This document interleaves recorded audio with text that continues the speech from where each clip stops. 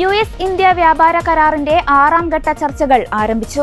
ചർച്ചകൾക്കായി US പ്രതിനിധി സംഘം ഇന്ത്യയിലെത്തി. ട്രംപിന്റെ തീരുവ പ്രഖ്യാപനത്തോടെ മരവിച്ച ഇന്ത്യ-US വ്യാപാര കരാറിനെ ചർച്ചയിലൂടെ ജീവൻ വെക്കുമെന്നാണ് പ്രതീക്ഷ. ഇന്ത്യയ്ക്കുമേൽ തീരുവ ഏർപ്പെടുത്തിയതിനു ശേഷം ഇരു രാജ്യങ്ങളും തമ്മിൽ നേരിട്ട് നടക്കുന്ന ആദ്യ വ്യാപാര ചർച്ചയാണിത്. US വ്യാപാര രംഗത്തെ പ്രധാന ഇടനിലക്കാരനായ ബ്രെൻ ലിഞ്ചും സംഘവുമാണ് US-ൽ നിന്ന് ഡൽഹിയിലെത്തിയത്.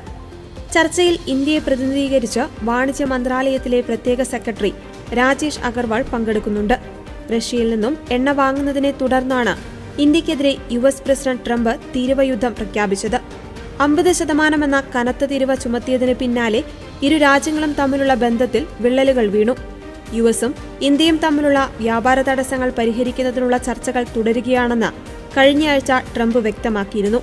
ഇതിന് പിന്നാലെ ഇന്ത്യയും US-ഉം സ്വാഭാവിക പങ്കാളികളാണെന്ന് പ്രധാനമന്ത്രി നരേന്ദ്രമോദിയും പ്രതികരിച്ചിരുന്നു. ഇതോടെയാണ് വീണ്ടും വ്യാപാര കരാറിൽ ശുഭസൂചനകൾ കണ്ടു തുടങ്ങിയത്.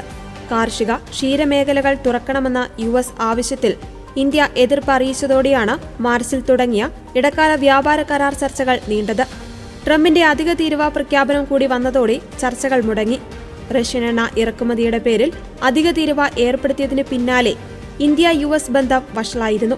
ചൈനയും യൂറോപ്യൻ രാജ്യങ്ങളുമായും പുതിയ വ്യാപാര വഴികൾ ഇന്ത്യ തേടുകയും ചെയ്തതോടെ US ഇന്ത്യയ്ക്കുമേലുള്ള നിലപാട് മയപ്പെടുത്തിയിരുന്നു. ഇന്ത്യ അടുത്ത സുഹൃത്താണെന്നും ചർച്ചകൾ തുടരുമെന്നുമുള്ള ട്രംപിന്റെ പ്രസ്താവനയെ മോദിയും സ്വാഗതം ചെയ്തു. പിന്നാലെയാണ് വ്യാപാര ചർച്ചകൾക്ക് വഴി തുറന്നത്.